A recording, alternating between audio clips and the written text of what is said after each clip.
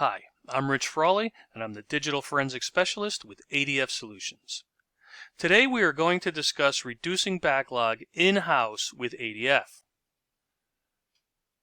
There have been many articles that speak to the backlog many agencies, departments, labs, and task forces are facing when it comes to the many devices being encountered today. This can present a serious issue, and we at ADF want to show you a few ways we can help fight and reduce backlog. Let's say you have not had any procedure in place, such as triage, when it comes to controlling backlog. This will assume that you open a case, investigate, execute search warrants, and seize everything. Putting the devices in a line for examination, now you have a tremendous amount of evidence to go through, and it's sitting waiting for the examination to go forward. I'm not here to discuss the issues created, but rather how to mitigate those issues so your day-to-day workload is easier. Your investigators are able to continue their cases, and prosecutors are happy because the case didn't become stale. So let's move into in-house triage, preparing the upcoming cases by putting the most relevant devices in line first and eliminating those that are unnecessary. And let's talk about the equipment and the personnel needed.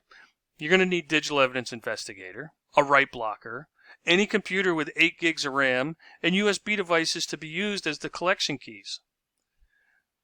As far as personnel, you can do this, or somebody with the digital forensic experience and evidence knowledge, such as your investigators that are doing these cases. 3 ways to start the process of triaging the devices. Okay, we have that computer, you have the personnel, you can do desktop scans with that computer.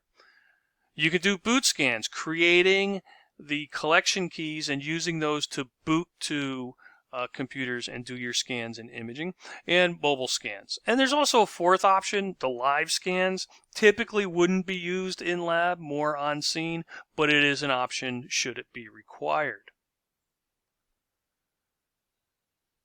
So desktop scans, that includes attaching the devices, taking a hard drive out of a computer, attaching it through your write blocker, any USB devices you may have found on scene, attaching again through your write blocker to your forensic machine.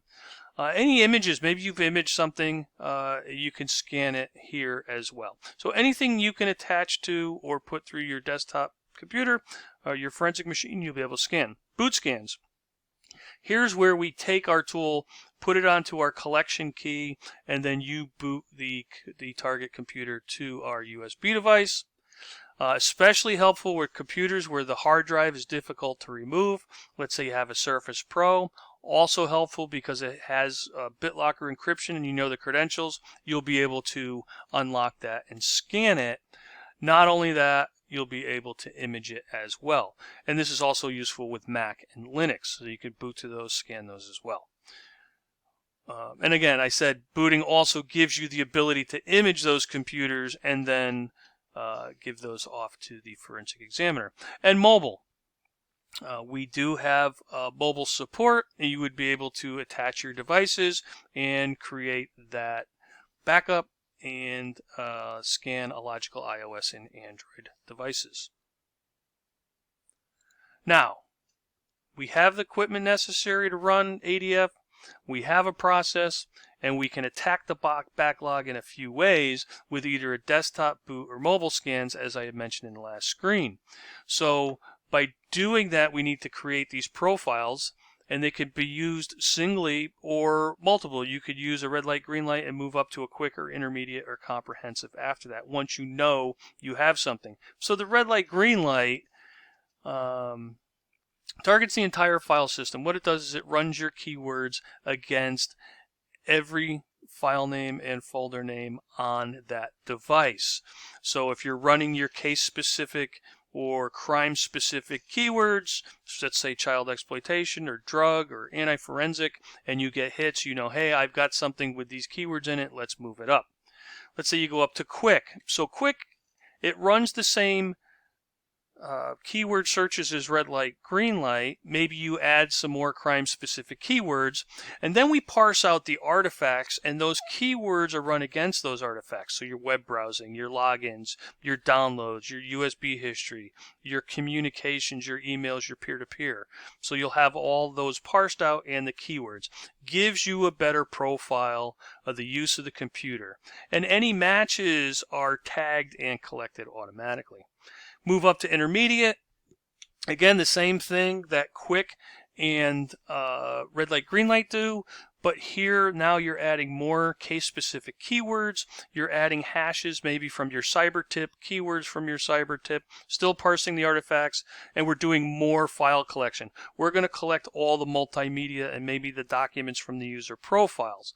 So what does this allow you to do? Now you take everything you've collected, still within minutes, tens of minutes, less than an hour typically, and you could put all that information into a standalone viewer, hand that off to the investigator, so he now has data to continue the case and investigation, and you have the computer to do your further examination if required. And then the comprehensive custom. So you customize it, you're doing comprehensive, entire file system, looks everywhere.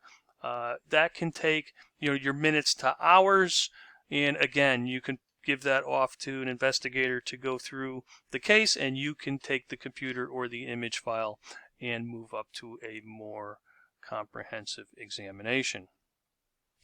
So with task forces, or you have many investigators, as an examiner, you can have more control by customizing the profiles, controlling the settings on the machine. So here we have digital evidence investigator that you have as the examiner, and as the investigators they have triage investigator installed on their individual computers. So you can have control of their settings, deploying to them the search profiles that need to be used, and how they're going to conduct their triage. So once the in-house backlog has been addressed, we can then move to battling backlog out in the field with the same tools and adding live scans from that collection key. RAM collection, imaging, analysis, and reporting, all before hitting the evidence locker or hitting your lab. So bundling, putting it together, keeping control, being able to do this in-house, and then once we've worked on the in-house, we could move to field triage as well. So that's all for this video. Thank you for your time.